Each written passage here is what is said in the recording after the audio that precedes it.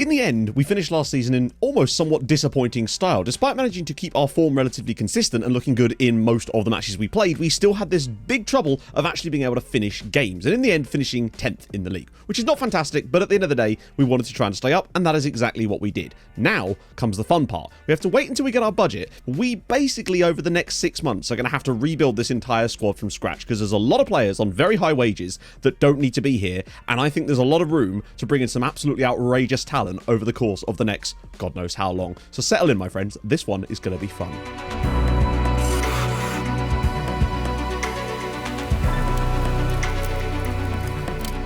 As always, if you have been enjoying the series up to this point, though, of course, drop a like on it. It really does help out and lets people find the channel and all that YouTube algorithm nonsense. It's always helpful, though. So yeah, thanks in advance. So I thought we'd have a look straight off the bat. Just looking at the squad depth situation, analysing exactly where we need to be looking at targeting signings, as well as something else, and that comes down to contracts, because I think these two factors are going to be very, very important. Now, we don't technically have our budgets for next season yet, so at the moment, this is the budget situation. We have £1.8 million in the bank in terms of transfer budget, and around 12 grand in wage budgets. Budgets? We've got wage budgies. So after we've built the aviary for them, we're also going to have to spend some money on players. This will probably be subject to change once the season is fully complete. I hope it doesn't change too much, because we've actually got a decent amount of money. If anything, it looks like it's going to go up to 1.99 million. Don't know what it'll do to the wage budget, but that's a good amount of money in this league, given where we've been able to shop. Now, you'll already see, of course, that we have Rona Undai coming in for £83,000. Just a quick reminder of what this wonderful chap looks like as far as a player. He's going to be joining us, so don't worry about him. That is already going to strengthen us massively, so welcome, Rona. You're going to be fantastic. But in terms of where else I feel like this team needs to be strengthened, I feel like it's nice to come in and be like, goalkeeper, not a problem. Denaire is an absolute god. I've loved his work for this team so far. He's going nowhere. He's brilliant. As for the backline, honestly, with Trifunovic and Hawkinson and Garcia and John, and there's plenty of players on our backline that I'm very, very happy with. Now, that's not to say that I wouldn't sign a centre-back were I to find an absolute beast, but it's certainly not going to be top of my priority list. I actually think our defence was one of our better areas of the team last year. We did a pretty good job defensively in most games, and a lot of the issues really came from the forward line and just get us to be a little bit more consistent going forward. As for the right wing back spot, we do have Charlton Order, we do have Lars Pettersson, though I've retrained him. We also have this guy here, Kevin Wobbers, who's on loan at Gefle. Now, he has similar kind of issues to a lot of the other players there, that he's sort of like, he does at least have good marking, positioning, and tackling. His crossing's okay. He's not the slowest, but he's not the quickest either. I feel like the wing-back spots are very, very key in this tactic, and if only we could find a Terry Cloty or a Joni Kuralainen type of player to get into these roles, it would be a dream. But that's always very difficult, because you know, everyone watching this knows how difficult it can be to find wing-backs that actually are wing-backs. And that really applies on the left-hand side. I thought when we got in there that having Bjarne Stensland here was going to be a godsend. Didn't really work out that way. I think he was quite poor a lot of the time last season. And in addition to that, he's actually the highest paid player at the club, which I didn't realise. He's on nearly 8 grand a week. He's got 1 year left on his contract. And I think if we could move on Bjarne Stensland in this window, get 8 grand off the wage bill, that's like 3 players that I could bring in. And if we actually were to get even like $500,000 for him that we could plough back into the squad would be very, very ideal for me. Midfield, obviously I like a lot of our midfield players, but I do feel that some of them, other than Tudor Jorge, don't really fit the style of play that we want to do. So that's definitely something to note as well. In addition, the forward line up here with Gomez. Gomez is aging and he's going to get worse because he doesn't have the best natural fitness, if I recall. Tell a lie, he's got 16 natural fitness. But I feel like we could definitely improve this area, and he's on quite a lot of money as well. But we do have Einarsson coming through, and obviously with the Rona and Dye coming in, he could play there as well. As for the strike force, I think this is where we really do need to be looking at sort of setting ourselves up, because Joao Benayo is, again, the second highest paid player at this club, and either we play him deeper, which I'm more than happy to do, should we find the right options for us in the team, because I think actually as a central midfielder, he might be a little bit more accomplished in this team. I just don't know. But he's another of those players whose contract expires at the end of next season, so it might be worth, honestly, moving him on in this window, purely because if I extend his contract, it's going to cost us even more money, and I think I'd rather just cash in now if we could get like £1 million for him, get that wage off the bill too, and then just reinvest that money. I think there's going to be a lot of turnover today. You'll also notice we have a trialee in here, and that of course is Francisco Castilla. Now, he looks good. I think he'd be an excellent addition as the deep lying forward type of player. The issue with him would be I have no idea what he's going to want in wages. So one of those things we're going to find out pretty soon is that, because I wouldn't mind bringing him in, but of course we do need to make sure that we hit the right quotas of Swedish players and homegrown talent as well. And that's going to be really tough, as we know, but I still think that we're capable of doing that and finding some youngsters that can come in and slowly become homegrown over a few years. That's one of my priorities. We've got obviously tons of scouting stuff already done. I'm asked the board for another scout, and we're just going to see what happens, basically. As for the contract situation, this is it. This is it, basically. You can see that Stensland and Joao Benayo, two of the players that are basically the highest paid players at the club by some margin as well. I reckon if we could get both of these guys gone this window, I know they're decent, but I think it could save us a lot of money, and it could also make the squad a hell of a lot better in the grand scheme of things. Erlandson's also on huge money in there too. You can see that Kowalczyk as well, $4 a week he's on. There's a lot of players that I don't think are going to get anywhere near as much football as their wages would suggest that they either deserve to be or stuff like that. So for me, the guys on the chopping block especially are Stenson, Joao Benayo, and Kowalczyk. But I think before anything else, the first thing we kind of do need to do is go in and look at whose players. So it's these guys here, from there to there. That's who's expiring at the end of this season. There's definitely some players in here that I want to give new contracts to. Hawkinson being one of them. Auda probably too. Oh dear. Setteper Larsen maybe? This is a toughie. It really is. But I think I'm going to do that first. Just try and get some new contracts for these guys and then work from there. One thing that really is occurring to me is that a lot of the players whose contracts are up this season are the guys that are not Swedish. So many of these guys are not homegrown. Almost all of them, I would say, are not homegrown. The only one I think that is Stefan Longer and Hawkinson, obviously. Now that I've looked at this, I think this is going to be an insane window in terms of the turnover of players, because there is so many players that I think could leave in this summer just to build this squad from scratch up again and really start to just get hunting again. I think we could end up like losing 10, signing 10, 12 kind of situation. I think the first thing to do maybe now, actually, that we've kind of got that sorted, would be to have a look at Castilla's wages. Okay, so it reckons 3 to 4, which is actually okay. Regular starter on a language course. Let's see.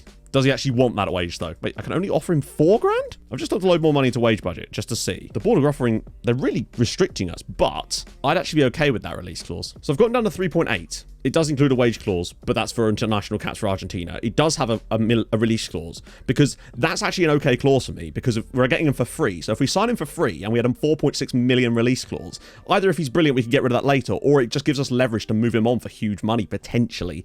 And it's just profit from there. He originally wanted $4,500, I think. But yeah, we've got £700 a week off of that. I actually quite like Castilla as a player. And I think it would allow us, if we were to keep Joao Benayo for another season, to move him a bit deeper. And I kind of like him. But I don't really want to take any massive rushes after this, because I think there are better players around that we can look for. But I do like Castilla. He's under potential options from other clubs too, so they may well sign him. But I think now it's just about getting our heads down, seeing what the budgets are actually going to be like in terms of wage budget and stuff when the new stuff comes through, and just seeing what the first scout reports of the winter say, because we've got a long time before the next games. Good news, the board just gave us another scout, so we're at least going to get through these reports a tiny bit faster. And to be fair, at the stage of going from 4 to 5, we're going to notice a bigger difference from that than you would normally when adding a scout, because that's literally going to give us an extra 25% capacity, and that's important. Things just took a turn for the ridiculous. It said minimum budget of 1.99 million. And I figured that was the next year's budget. Yeah, they've given us £4.5 million. 4.69 million quid and £27,000 a week in wage budget. We can work with that. That is a lot, particularly if we're going to be getting rid of a few players too. There's going to be a huge turnover in this squad. I think we can find some bargains, but it's also going to give me the ability to maybe find some quality young Swedish players too that are around the £1 million mark and bring those guys in too, because I have seen a few, but it would just be cool if we could find a few extras on top of that. That's exciting. Okay, so I've just been having a look at some players that we may have already scouted who are Swedish homegrown. One of them is Samir Jusic, and I said if I found a good centre-back that I'd be kind of interested. The only thing about him is he does have quite low aggression, but I think like with okay tackling, positioning, marking, heading, great jumping reach as well.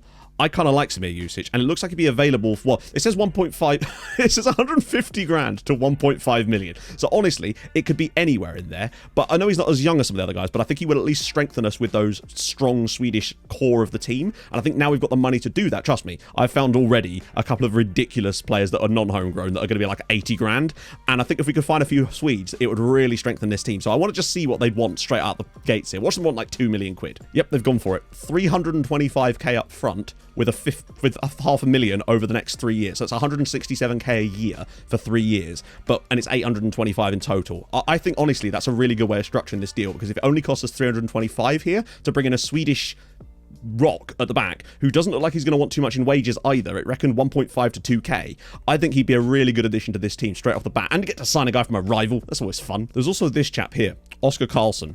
Striker, Swedish, 23 from Helsingborg.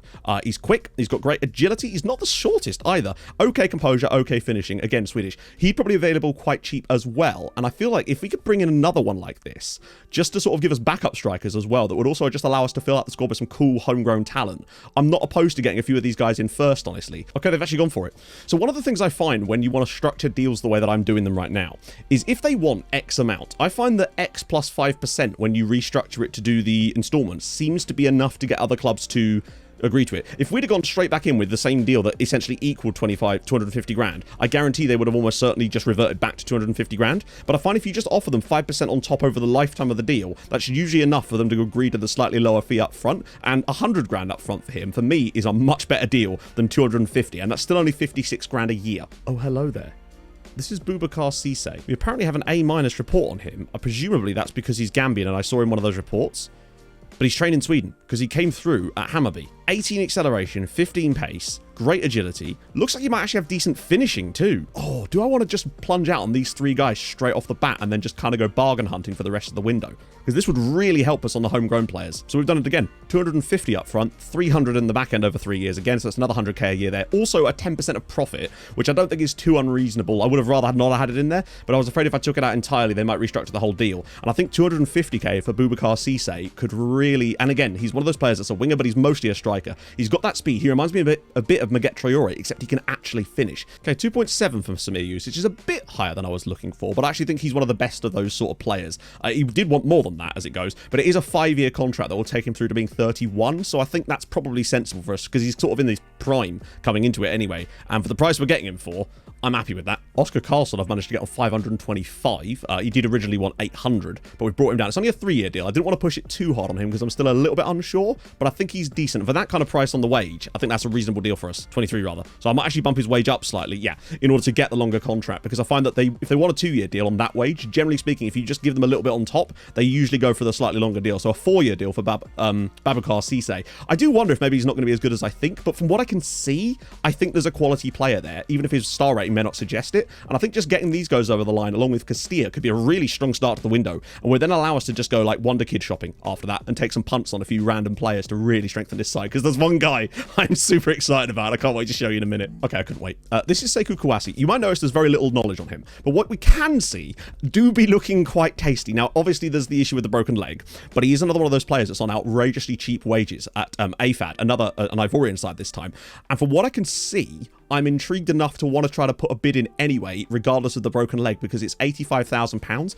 And I just feel like if we put £85,000 on Sekou here, it almost feels like it's worth like 85 grand just to find out if this guy's as good as I think he could be. Someone asked me if I don't actually do a lot of contract negotiations, just accept whatever they put on the table. A lot of the time, I just don't show the sort of ins and outs of the negotiation part because it can distract videos out. Today in the transfers, I'm trying to show a little bit more about the way we go about handling contracts. So with him, he wants a release clause. I don't want that. But luckily it's not locked. Oh, I should have... hang on 1 second. I'm putting it in and then removing it again just so I can get it out off the table. My plan with him, because he hasn't actually got any Ivorian caps yet, but he will. There's no way he doesn't. Is to make use of this and just posh this up to like 3.5.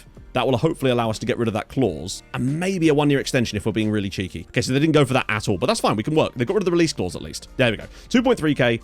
3.4 after 5 international games, which is actually weirdly better than what I was giving him, but sure, or rather worse in a way. I actually think that it's worth the risk on a player like him, even if he's just a bit average, for £85,000. That seems like a really common release clause in certain African nations as well. It's almost a no-brainer just to find out. If we could have a Rona Undai and Sekou Kouassi join this club, surely one of them's got £1 million potential or more. I'm like a kid. This is like Christmas to me.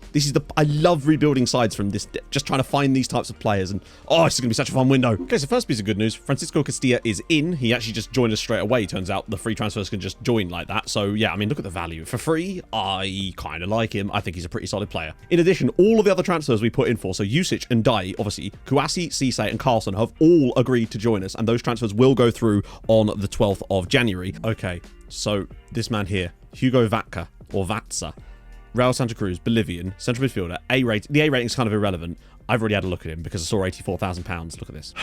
Oh my God.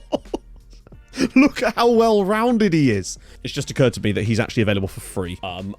His contract is expiring at the end of the season. Okay, this was a tougher negotiation because he wanted things like wage rises and stuff like that and all sorts of other clauses. And in the end, I kind of just ended up going with a longer contract, but with no release clause, no wage rise. He does have a sell-on fee percentage, but it was the only way I could really negotiate this. But if we get him for free, it seems like a good deal. Holy God. So basically, we have this player, 26-year-old Brazilian, Luis Roberto. He doesn't really fit into the way we wanted to play, and as a result, featured not once for us during the second half of last season. He's also injury-prone.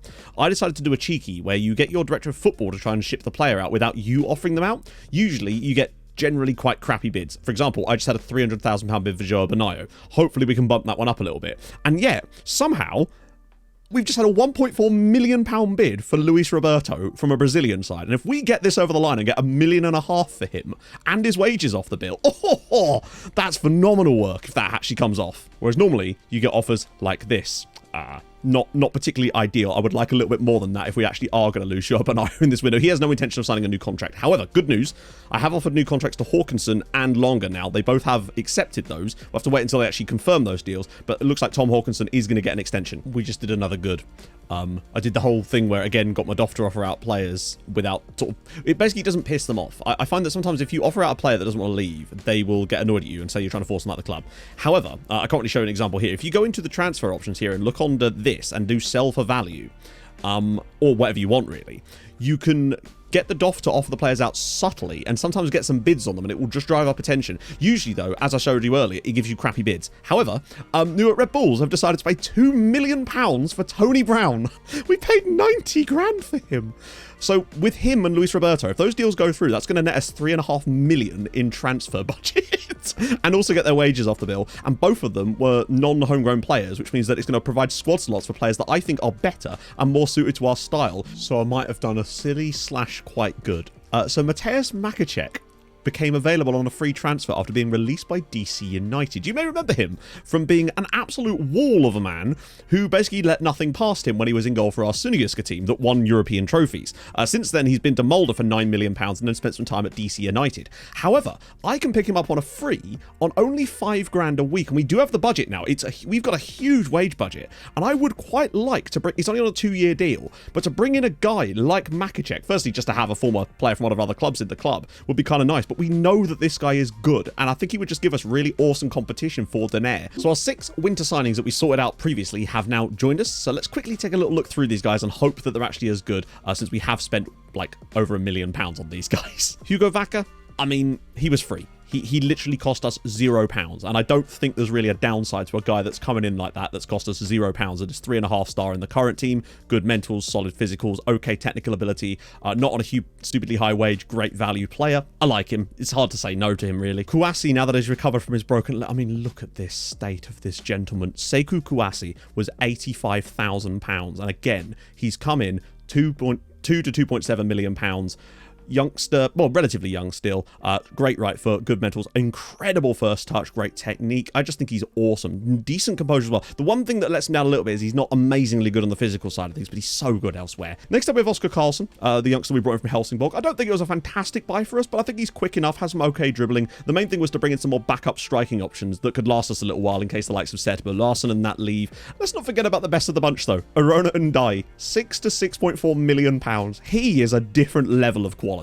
I might actually retrain him to play slightly further up as the advanced playmaker because he's got great passing and vision, and it would allow the other guys to sneak in behind, and he is just a little bit special. Holy God! Next up, Samir Jusic. I actually think he's pretty solid. He's just a good all-round centre-back, gives us a nice little Swedish core, adds to a bit of strength in that area of the pitch. I know we paid a little bit much for him, but I actually still think he's a good player, so I'm glad to bring him in as well. Love his physicals. Babacar Cisse, ignoring the stars for him, I felt that it was going to be an issue with him on that side of things, but I still think he's a fantastic player. As an advanced forward, with that kind of speed, finishing, and composure, I don't think it'll be long before, if he starts banging in some goals, that actually his star ratings will creep up just based on the form alone. I really do like this guy with that left foot, and I think having a Swedish talent of this kind of quality really does help us out, and it didn't cost us that much anyway. So we've just been looking at potential wingback options. There's so few out there. I actually just did a pure search without actually like looking at our scouting and just looking at players available that would be interested who play that role, even like not accomplished or natural, just like can do a little bit of it.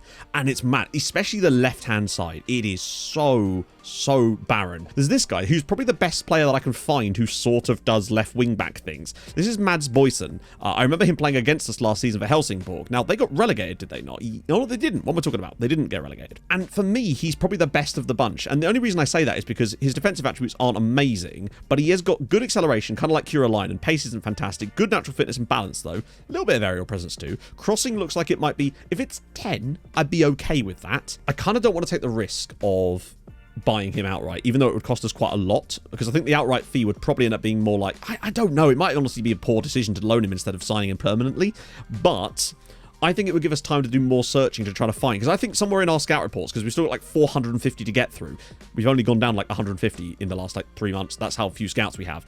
I think there is going to be some wingbacks in there. We just don't know about them yet, and I kind of want to buy us some time at the moment. On the plus side though, Kalmar have actually put quite a large bid in for Sertebo Larsen. 850 grand for Sertebo Larsen, a player that was a backup striker for us mostly last year, did a few things off the bench, but I feel like he's going to fall down the pecking order this year. Again, he's non-Swedish, so he won't be a homegrown player. We've got other guys coming in. It would give us yet more money for us to put in the pile and also move some more wages on for more players. And bear in mind as well, Sertebo Larsen's contract expires at the end of this year, and I wasn't planning on extending it, so getting that 800 grand now would probably be the wise decision, I suggest. There's actually been a good bid for Joao Benayo, who again, his contract expires at the end of the season, and he will not sign an extension. That's the key thing about Joao Benayo. It's from Krasnodar. It's only 500 rising to just under 1 million. The point is with him though, he has already, I did have a little look, he refuses to sign a new deal. It's up at the end of the year. Get another million hopefully through the door for him, get those wages off the bill and continue to strengthen this team. Because again, I don't think he was homegrown Swedish either, no. So I feel like we can just keep rotating that round. We're actually doing quite a lot of good business. Bringing in players on the cheap, getting rid of players for more money than I expected, and also not upsetting the balance of homegrown and foreign player too much in the squad as well. I do like Joao Benayo as well, but I just feel like he's on too much money, particularly as he's now had a wage bump because of like a wage clause, like a yearly wage clause in his contract as well. If we get £7,000 a week off the bill and £1 million there for a player that's leaving at the end of the year anyway, that's just more stonks from this team. I knew there'd be a lot of cleaning out needed to be done. I just didn't expect it to be quite as much. Honestly, if he was willing to sign a new contract and didn't want so much money, I'd have been happily to keep him around. But at this point, I think we have to move him on. Just had yet another bid on a player who's probably leaving at the end of the season. Julio Gomez, yep, contract's up. It's another one of these guys that I just feel like we can rotate through the squad into younger, better players, basically. We are going to need to actually sign some more of these guys now, since we have managed to move on so many of them. But if it would get us another £400,000 for a player who, again, is leaving, I don't really see this as a bad thing for us, even if it is non-negotiable, to be honest. Given that we are losing some depth in this squad, I quite like the idea of this guy, Jonathan Salaku, who is currently at IFK Göteborg. He's listed for £550,000, which to me is massively cheap for the quality of a player he is. Not a homegrown lad, but because we've got rid of so many players, we've got so much room in the squad for these guys, do kind of need to build that back up again with younger, talented players. And I feel like he might be the kind of guy that we could sneak in there, just because look at the physicals. Great first touch as well, solid mentals. I think he'd be a really solid CMA for us, especially as they've gone for 250 up front with 350 over the next 3 years, and that would be really quite good for us. Even though his wages might be quite high, I wish he was Swedish. It would make such a difference there, but it actually doesn't matter too much to us, and I think he'd just strengthen that since we are losing a few players. I still want some more strikers, though, now that we've lost 2 of them. I think it's good business, really, when you think that it was a player that I think was being sold underneath his value, and we're only paying 250k up front. The wage is a little high, but it does give us more depth there. I think my main progress, really, now for the rest of this window is, again, if we find any bargains. It does feel like we found a lot of bargains at the start, and now it's kind of dried up quite a lot. I've got a guy on trial who's an American striker who could maybe give us backup for the DLF role, potentially. He's very, very tall as well. Think like Christopher Carlson type mold.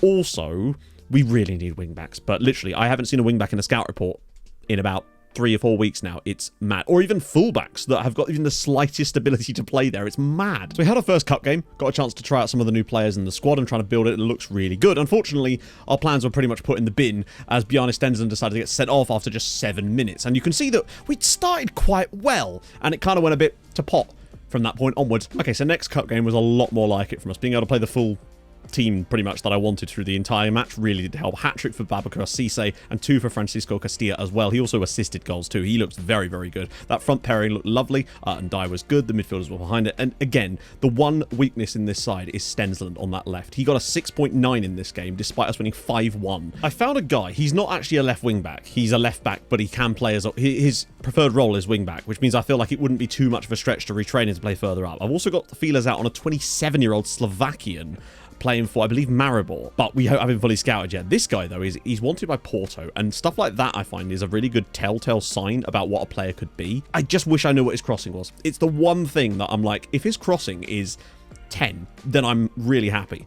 But it's just, it could be so many other things. But I feel like it might be worth it even if it's not. I think we can do that. And honestly, I would just try and mull the deal over and do some other stuff. But I think at this point, I kind of just want to pay the money up front because it's not that bad.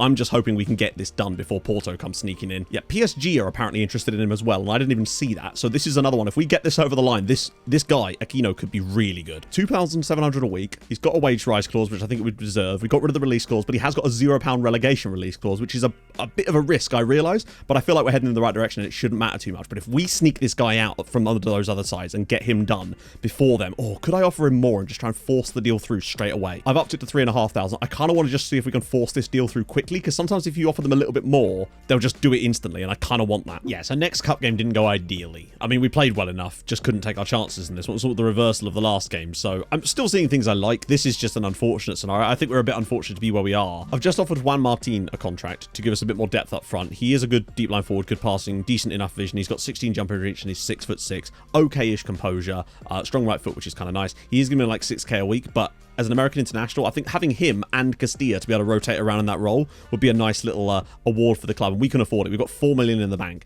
and we have 60 grand in wage budget available at the moment. So this is the guy I was actually on about. He's Slovenian, not Slovakian, playing for Maribor. The crossing, I didn't know a lot about him defensive. Obviously, he has no defensive capabilities, but he is quick, and I was talking about before about how I felt that with this role in our system, it's more about having pure pace to get back and cover, like Terry Cloutey did, than it is about other things. He also has solid-ish dribbling and crossing. Well, they've gone for 500 up front and 625. I was expecting a lot more than that. I thought it was going to be over £2 million. But actually, it's only 500 up front with the rest over, like, you know, as in the next 3 years at 200k a pop. So that's still quite a whack. I've got on 6. It's only a 2-year contract, which I think is all right, actually, because I'm still a little unsure about him. But we can afford him for 2 years, and it doesn't break the bank on us. I think I want to do this. And if I can get him and Aquino, I think I'm happy. The Aquino deal is happening. Silvio Aquino is actually happening. This could be a massive mistake for us, but I feel like for the price, he could be genuinely awesome. The fact that PSG and Porto were in for him, although they never actually bid on him because it's outside of their windows, this could be huge. Oh, yes. Okay, now we just need to see what his crossing's like. It's 9. I'll tell you what, right, that could be a hell of a lot worse. Oh, and he can play there. Oh, sometimes my friends' dreams do come true. Like, he's very, very solid. That's all. He's not spectacular, but we picked him up for 450 grand and he's come in and worth like 7 million pounds. Oh, he's not the quickest. That's what I will say. He's very much not the quickest. He's much better defensively though, and I still think he'll be a great option in this team. He's going to have to get used to learning that role a little bit more, but I do think that with the potential he hopefully has and reasonable determination, I think there's a hell of a player there in Silvio Aquino, and I think he genuinely does make us better, and I'd be very happy to have him in our squad. And if nothing else, it will make the club moon money. So genuinely very, very pleased with that. And we've got the other chap as well, Blaža Žvipeli.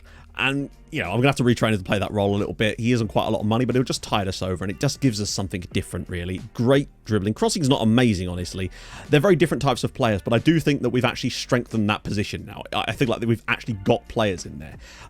Now, I feel like now is probably a good time to just reassess and have a look at what we've actually done. We've spent 4 million quid still. I mean, obviously some of that includes the fees on the back end, so not all of this is up front, but we've still sold more than 5 million pounds worth of players. I mean, we've shipped on a lot of players that we didn't want. We brought in Castilla, we got Makacek for goalkeeping backup, we've got Vatsa or Vaca, and then obviously Kouassi and Ndai to back up that midfield along with Salaku as well. We've got Jusic to back up the defensive side of things, Carlson just for backup in general. Cisse as a starting striker, I genuinely believe he could be decent. Still an area of the team that I might look to improve if we can do. Aquino at left wing back, and obviously Žvipeli in that position too, with Boyson also giving us backup in that role as well. We've still got the other guy coming in, the American, who will hopefully sign a contract with us as well, and that will give us even more depth. At this point, just in terms of what I plan to do probably in the next video before the start of the season, which we're obviously going to be jumping straight in, will maybe to try and be to find one more striker. But I really like this team, and the fact that we were able to shift Tony Brown for £2 million, Larson for nearly $1 million, João Bonaya for nearly $1 million, all these guys whose contracts are up at the end of the season, and some of them wouldn't even extend. Julio Gomez for £500,000, Lucas was a youth player that wanted to leave, and Luis Roberto for £1.5 million. We've basically managed to rebuild the squad in the way that I like, and I think it's made it better, and still managed to turn a huge profit in so doing. And that, for me, is a beautiful scenario we find ourselves in. So yeah, if you have enjoyed this, drop a like. If you're new to the channel, subscribe. That'd be stupidly lovely. I stream on Twitch Tuesdays, Thursdays, and Saturdays, so go follow there too, and I'll see you guys very soon for the start of the season. Hold your gun, capybara, bye-bye.